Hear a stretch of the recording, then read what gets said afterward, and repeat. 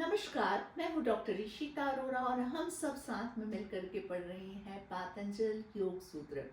पातंजल योग सूत्र में महर्षि पतंजलि योग को परिभाषित करते हुए कहते हैं योगश चित्त वृत्ति निरोधः, मतलब चित्त की वृत्तियों का निरोध ही योग है। लेकिन चित्त क्या है? तो चित्त है मन बुद्धि अहंकार का कॉम्बिनेशन, और चित्त प्रकृति का उत्पाद है। अब ये प्रकृति क्या है? तो सांख्य की फिलॉसफी यह मानती है कि प्रकृति और पुरुष दो प्रमुख तत्व हैं। प्रारंभ में प्रकृति साम्यावस्था में रहती है। साम्यावस्था में रहती है मतलब प्रकृति त्रिगुणात्मक है, वह सत रज तम से युक्त है। सत रज तम की जब साम्यावस्था रहती है, यानी सत रज तम सब सम अवस्था में रहते हैं, तो वो प्रकृति की साम्यावस्था कहलाती है। लेकिन जैसे ही पुरुष का सानिध्य मिलता है, प्रकृति में हलचल होने लगती है और वहीं से सृष्टि के विकास का क्रम चालू होता है। तो हमें यह समझना चाहिए कि संसार में जितनी भी चीजें हमें दिखाई देती हैं, जितनी भी चीजें वो सब प्रकृति के द्वारा निर्मित है, और जो नहीं दिखाई देता वह पुरुष है। लेकिन जो नहीं दिखाई देता उसमें आत्म और परमात्मा तत्व आते हैं। मन बुद्धि अहंकार भी हमें नहीं दिखाई देता, लेकिन वह प्रकृति द्वारा निर्मित तत्व है, क्योंकि प्रकृति द्वारा निर्मित जो तत्व होते हैं वो बदलते रहते हैं। तो हम यह देखते हैं कि हमारा मन भी बदलता रहता है, हमारी बुद्धि भी बदलती रहती है। तो हम इनको प्रकृति द्वारा ही निर्मित माना जाएगा। ये पुरुष नहीं हो सकते, क्योंकि जो पुरुष है वह उसमें कोई परिवर्तन नहीं होता, वो सम अवस्था में रहता है, वो जैसा है वैसा ही, उसमें कोई भी परिवर्तन नहीं होगा, क्योंकि वो निष्क्रिय है। लेकिन प्रकृति सक्रिय है, उसी में परिवर्तन होता दिखाई देता है। तो जितनी भी चीजें जो हमें परिवर्तित होते हुए दिखाई दे रही हैं, वह प्रकृति कहलाती है। इसके अनुसार जो हमारा चित्त है, मन बुद्धि अहंकार, वो भी परिवर्तित होता रहता है, वो प्रकृति द्वारा निर्मित है। तो महर्षि पतंजलि बोल रहे हैं कि चित्त वृत्ति निरोधा। तो अब इसमें चित्त मन बुद्धि अहंकार में भी विभिन्न प्रकार की कैटेगरी बन जाती है, मतलब हमारे चित्त की विभिन्न अवस्थाएं बन जाती हैं, और हम सब एक दूसरे से चित्त की अवस्थाओं के कारण विभिन्न हो सकते हैं। इवन दिन भर में भी सत रज तम के अनुसार हमारे चित्त की अवस्था बदलती जाती है। कभी सत हावी हो जाता है, कभी रज हावी हो जाता है, कभी तम हावी हो जाता है। इस आधार पर महर्षि पतंजलि ने चित्त को विभिन्न भूमियों में, विभिन्न कैटेगरी में डिवाइड किया और उनको अलग अलग नाम दिए। तो मुख्य रूप से महर्षि पतंजलि ने चित्त को 5 अवस्थाओं में बांटा है और चित्त की 5 भूमियां कही है। एक तरीके से ये हमारी पर्सनैलिटी को भी बताती है कि इसके आधार पर हम अपनी पर्सनैलिटी भी जान सकते हैं कि हमारी पर्सनैलिटी कैसी है, या दिन भर में भी कैसे हम सब में हमारे मन बुद्धि अहंकार में परिवर्तन होते रहते हैं, इसे हम समझ सकते हैं। तो महर्षि पतंजलि बोलते हैं कि चित्त की जो भूमियां हैं वह भी 5 है। पहली चित्तावस्था, दूसरी मूढ़ावस्था, तीसरी विक्षिप्तावस्था, चौथी एकाग्रावस्था और 5वीं है निरुद्धावस्था। हम सबको सीक्वेंस से याद करना है नेट और जेआरएफ एग्जाम के लिए, कि पहली हमेशा चित्तावस्था है, दूसरी मूढ़ा, तीसरी विक्षिप्ता, चौथी एकाग्र और 5वीं निरुद्धावस्था। अब हमको यह समझना पड़ेगा कि ये अवस्थाएं बदलती कैसे हैं। तो हमने पहले जाना कि प्रकृति त्रिगुणात्मक है, 3 गुणों से युक्त है, सत रज और तम।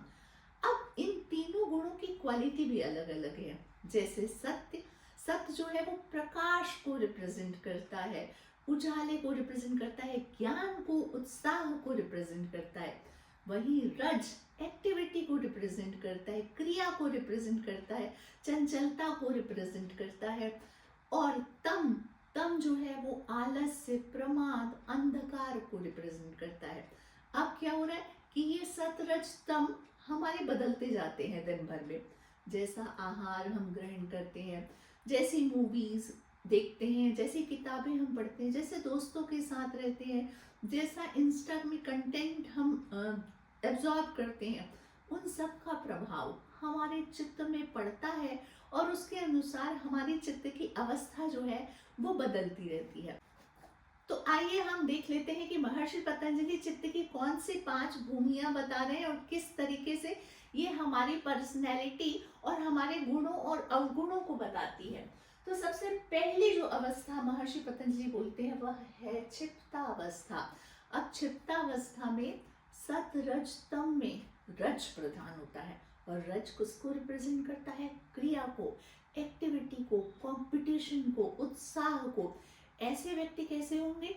जो एकदम कॉम्पिटिटिव नेचर के होंगे, वो जीवन में आगे बढ़ना चाहेंगे और वो आगे बढ़ते समय केवल अपने स्वहित का सोचेंगे, केवल अपना हित सोचेंगे, दूसरे का हित नहीं सोचेंगे। और ऐसे व्यक्ति की प्रवृत्ति क्या होती है? तो ऐसे व्यक्ति धर्म, अधर्म, राग, वैराग्य, ऐश्वर्य, अनैश्वर्य, ज्ञान और अज्ञान में प्रवृत्त होंगे।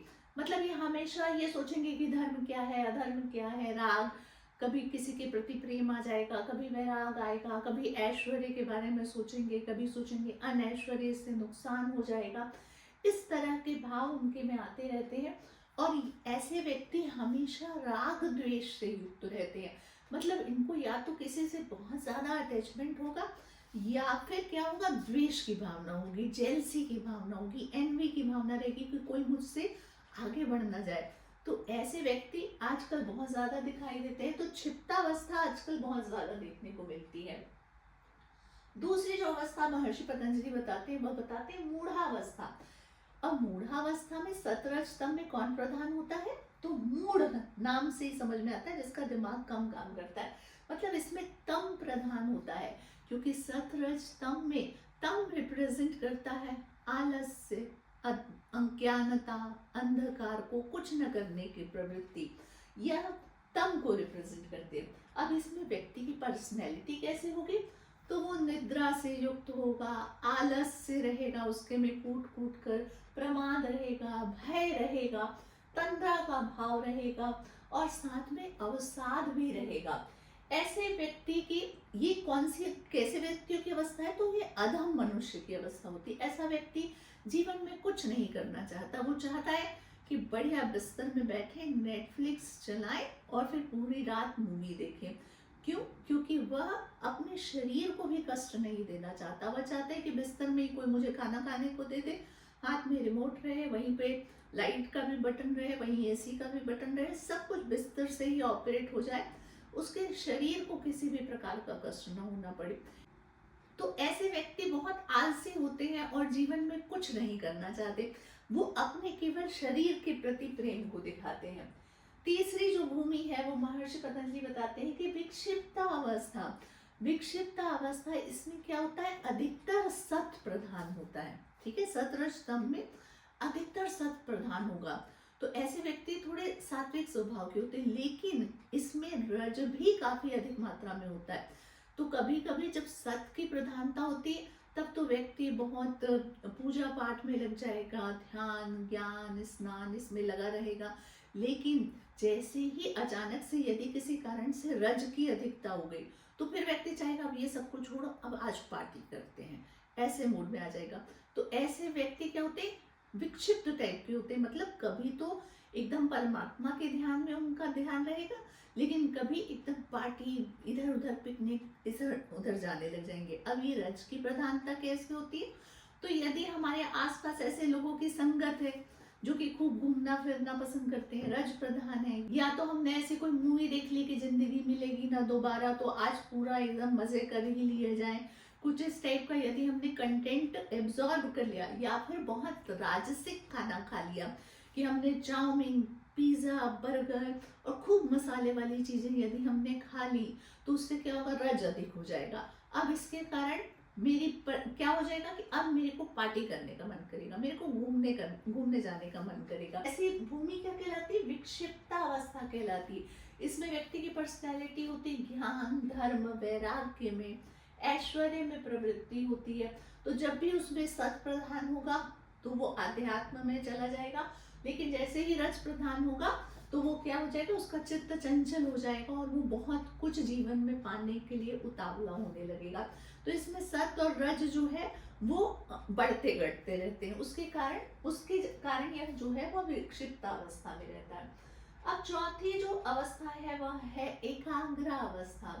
एकाग्र अवस्था सत्व गुण की प्रबलता रहती है इसमें, और रज और तम इतने कम हो जाते हैं कि उसका विक्षेप दूर हो जाता है, सत एकदम डोमिनेट कर जाता है।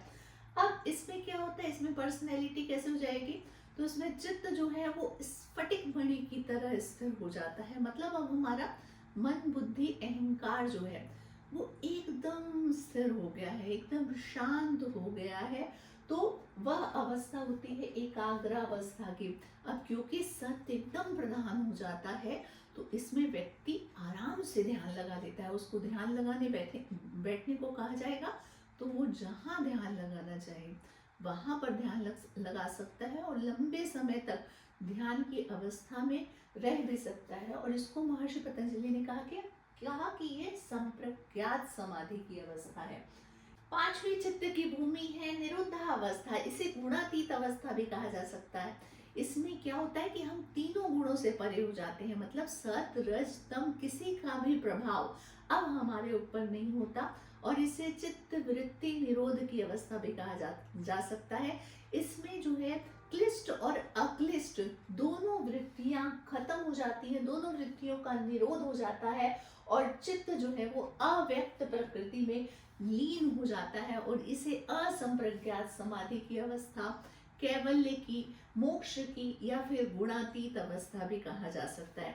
तो इस तरीके से महर्षि पतंजलि ने चित्त की ये 5 भूमियां बताई हैं, और वो यह बताते हैं कि चित्तावस्था, मूढ़ावस्था और विक्षिप्तावस्था ये योग के लिए उपयुक्त अवस्था नहीं है, ये भोग की अवस्थाएं हैं।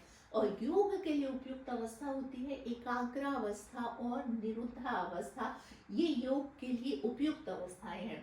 अब क्यों, आप कहेंगे कि क्यों भाई, क्यों योग का अभ्यास बाकी लोग नहीं कर सकते, जिनके में रज की प्रधानता है, जिनके में तम की प्रधानता है, वो क्यों योग नहीं कर सकते? तो उसके पीछे कारण मैं बताती हूँ। जैसा कि हम देख रहे हैं कि क्षिप्तावस्था में रज की प्रधानता है। अब इस समय यदि आप साधक को ध्यान करने बिठा दीजिए तो अब वो ध्यान करते करते बैठे बैठे क्या सोचेगा कि खाना बनाना है, मार्केट का ये काम बाकी है, अभी जीवन में ये करना है, बहुत सारे थॉट्स उसके दिमाग में आने चालू हो जाएंगे। तो वो ध्यान में स्थिर हो ही नहीं पाएगा, क्योंकि उसकी प्रकृति क्या है, रज प्रधान है। उसका मन हमेशा भटकता रहेगा। वो यहाँ बैठेगा और पहुंच जाएगा गोवा, पहुंच जाएगा शिमला, पहुंच जाएगा, बैठा यहाँ है लेकिन मन जो है वो गोवा पहुंच जाएगा। क्यों? क्योंकि रज की अधिकता है। अब दूसरी अवस्था मूढ़ावस्था, तम प्रधान। ऐसे व्यक्ति को आप बैठा दीजिए ध्यान के लिए, वो सोचेगा क्या रखा है ध्यान में, चादर ओढ़ो, सो जाओ चुपचाप आंख बंद करके। वो जैसे ध्यान में बैठेगा उसको नींद आने लगेगी और लगेगा ये सब बकवास चीजें, ये सब करना ही नहीं चाहिए। विक्षिप्त अवस्था वाला व्यक्ति, अब क्या है, इसमें कंटिन्यूटी नहीं रहेगी। क्यों? क्योंकि क्या, निरंतरता नहीं रहेगी अभ्यास की। क्योंकि कभी तो सत अधिक हो जाएगा, तब तो वो बहुत ध्यान करेगा, खूब परमात्मा का नाम लेगा, योगा अभ्यास करेगा, सब कुछ करेगा। लेकिन जैसे ही रज की अधिकता हो जाएगी तो फिर वो डाइवर्ट हो जाएगा, वो पार्टी में घूमने फिरने में मस्त हो जाएगा। तो इसलिए महर्षि पतंजलि बोलते हैं कि ये तीनों अवस्थाएं योग के लिए उपयुक्त नहीं है। लेकिन एकाग्र अवस्था, एकाग्र नाम से ही समझ में आता है कि इसमें व्यक्ति जैसे ही ध्यान के लिए बैठेगा तुरंत उसका ध्यान जो है वो परमात्मा में लग जाएगा, यूनिवर्सल कॉन्शियस में लग जाएगा। तो ये दोनों अवस्थाएं, एकाग्र अवस्था और निरुद्ध अवस्था, ये योग के लिए उपयुक्त अवस्थाएं हैं। तो इस तरीके से आज हम लोगों ने चित्त की भूमियों के बारे में देखा। आशा करती हूँ कि आपको वो पतंजल योग सूत्र समझ में आ रहा होगा। तो मेरे साथ इसी तरह बने रहिए, हम लोग साथ में मिल करके इस योग की यात्रा को पूरा करेंगे। Thank you so much.